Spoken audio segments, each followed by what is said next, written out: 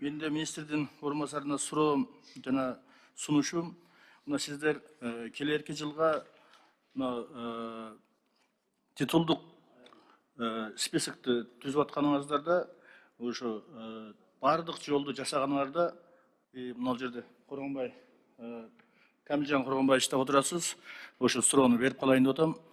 Жолду курганыңыздарда сиздер сөзсүз кийинки жылдардан тротуарды кошуп кетиңиздер.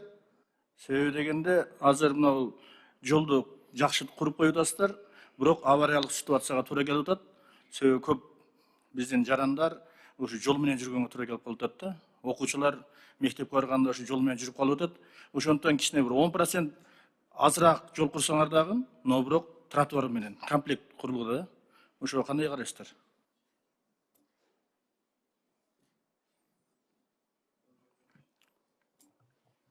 Урматтуу депутаттар, бул боюнча биз эске алайлы. Бирок негизинен азыр көп калктуу курулуштарда биз ошол тротуар менен жарыктандыруусу менен бүт эле керектүү болгон элементтер менен куруп келатабыз азыр жолду.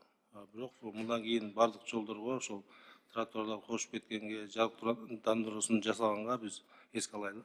Ошону сөзсүз кошуп кетсеңиздер, себеби дегенде буга чейин андай болгон эмес. Эми мындан кийин ошондой кылып кетсеңиздер, жарыктандыруу менен тротуарды сөзсүз кошуп кетиңиздер.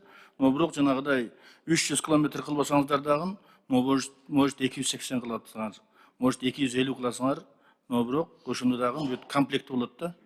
А кийинки жылга калган бүтпөй калгандарды кийинки жылга жылдырасыңар да. Ошону мен сунушум болчу, ошону эске алып койсоңуздар.